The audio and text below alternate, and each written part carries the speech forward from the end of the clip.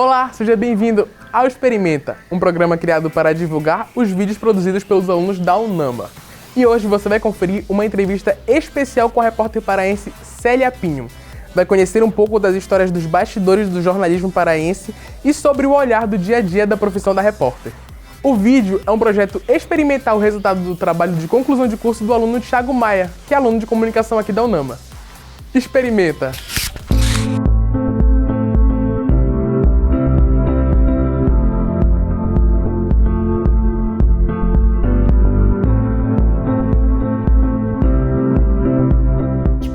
Histórias eu comecei a contar, no SBT. Naquela época eu saí da universidade e foi uma época assim, 87, não tinha nada disso, de estúdio, de câmera, de nada. A gente fazia simulação das coisas, de roteiros, de câmera. Naquela época era máquina de datilografia. E não tinha nada disso, gente, era uma máquina fotográfica. Então, de lá, quando eu saí, já fui fazer um teste no SBT. E cheguei, sim, agora. Eu faço o quê? Não sei. E aprendi na rua, com grandes colegas, né? O Lúcio Flávio, a Leni Sampaio, Thelma Pinto. Então, uma galera que realmente me ajudou, né, nessa época. A gente está vivendo num momento tão pesado, tão assim, que eu procuro dar aquela leveza, entendeu? Mesmo sendo uma situação de assassinato, uma situação na delegacia, quando, surge o momento de dar aquela leveza, eu procuro dar sim e não me arrependo, não. É uma linguagem tão natural, é uma conversa tão natural, que eu tenho contigo, eu tenho com a câmera, eu tenho com meu vizinho. Esse negócio de chamar vizinho, eu não crio nenhum personagem. Então eu costumo chamar meu vizinho de vizinho, me ajuda, até porque eu não sei nome. Para mim, eu sei quem é aquela pessoa, mas o nome às vezes são lapsos de memória, eu não consigo gravar muito bem nomes. E assim, uma que até hoje, quando eu passo pela estrada do Tapanã, eu lembro justamente da esquina, do local, que foi da morte de um estudante, que na época de Natal, junto com os colegas, as professoras, estavam batendo de casa em casa para, sabe aquela coisa de gincana e tudo mais, pegar cesta de alimentos e tudo mais, brinquedos, barará. E houve uma perseguição policial na época, troca de tiros, e uma das balas atingiu essa criança, que foi levada ali pro hospital, o Abelardo, mas infelizmente não resistiu. E quando foi era a notícia, né, o pai, assim, meio que desesperado. Eu estava ao vivo, na época, pelo SBT. Então, eu não sabia se eu ajudava, eu não sabia se eu chorava, eu não sabia se eu fazia a narração daquela situação toda, eu não sabia se eu abraçava a família. Mas, assim, o pânico do pai que não permitia que o corpo da criança fosse levado dentro do carro de remoção. Ele queria porque queria levar o corpo no carro dele. Então, foi uma situação angustiante, tristíssima, que até hoje me vem na memória essa cena. E na época que surgiu o Barra Pesada, tinha o Aqui Agora do SBT.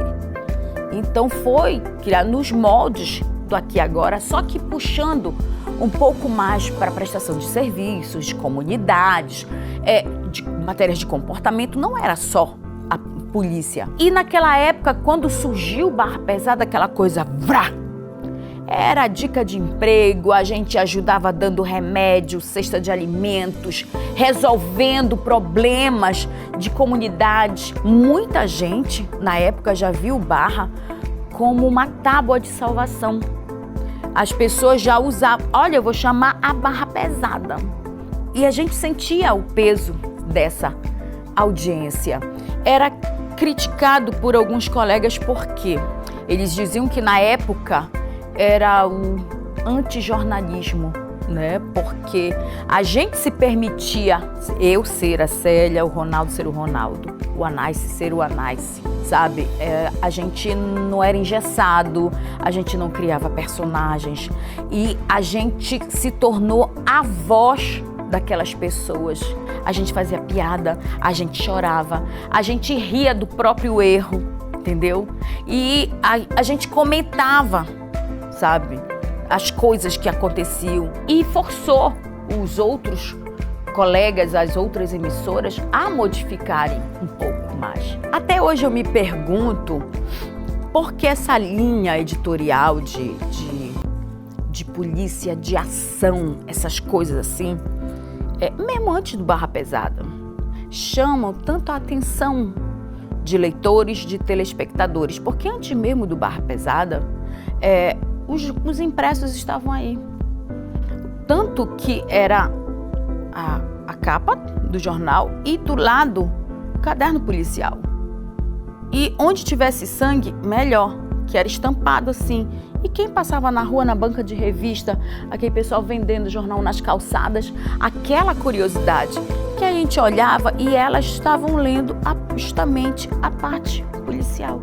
Então, antes de Barra Pesada, já existia essa, que eu digo que é uma curiosidade mórbida, não sei por que isso atrai tanto as pessoas. Com o passar do tempo, eu acho que vai cansando o telespectador, vai cansando o próprio apresentador. Eu acho que televisão tem que ficar mudando, tem que vir com novidades, tem que vir. E eu, assim, tô falando por mim, já tinha dado o que tinha para dar, entendeu?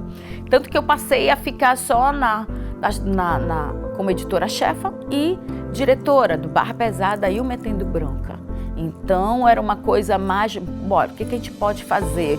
Bora pensar numa coisa para ficar legal e tal, sabe? Bora tentar mudar.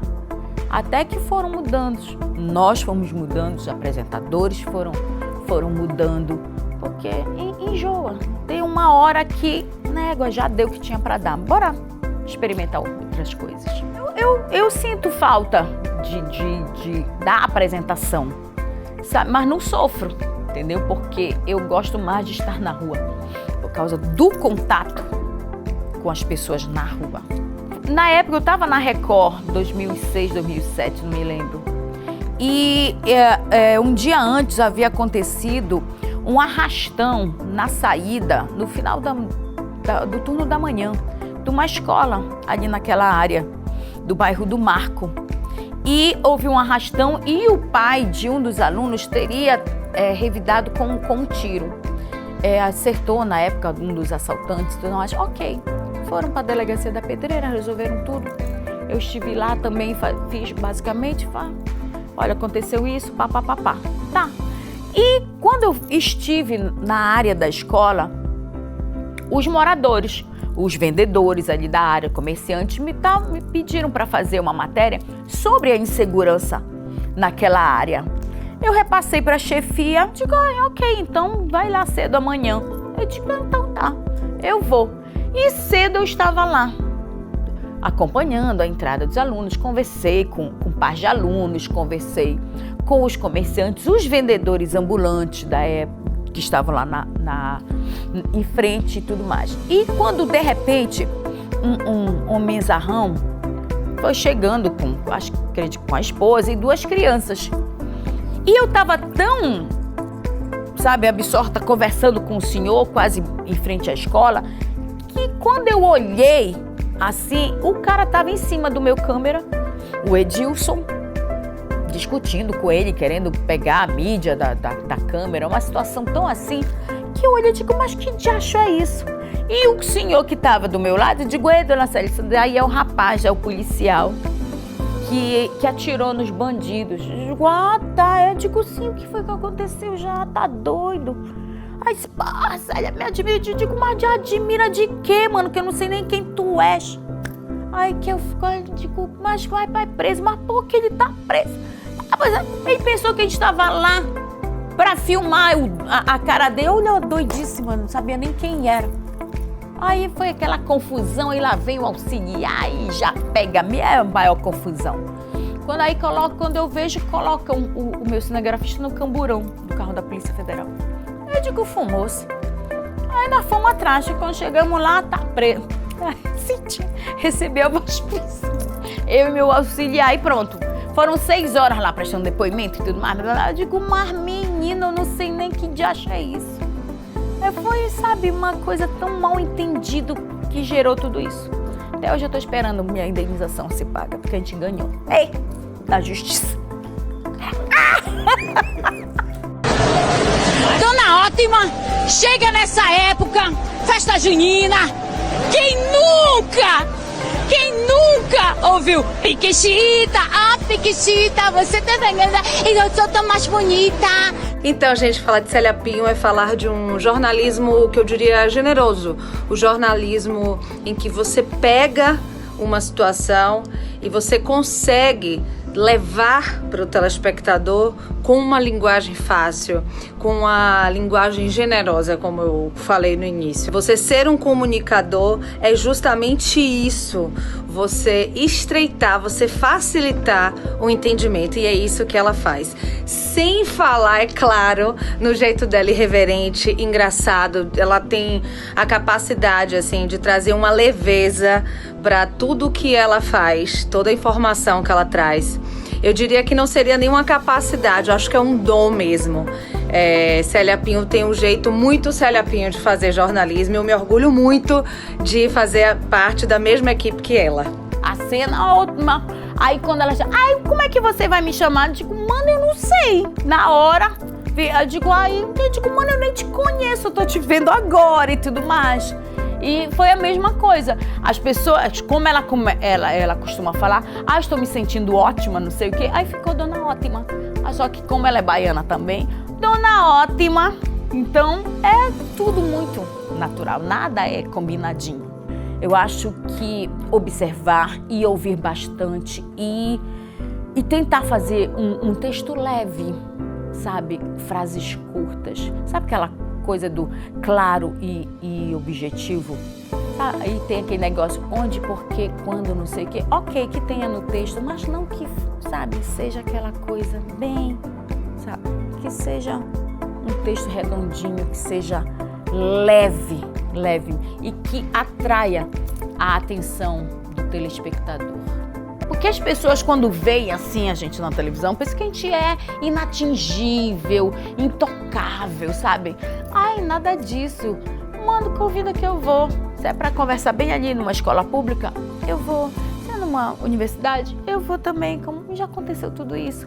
Se eu não tô aqui, só chamar. Fácil.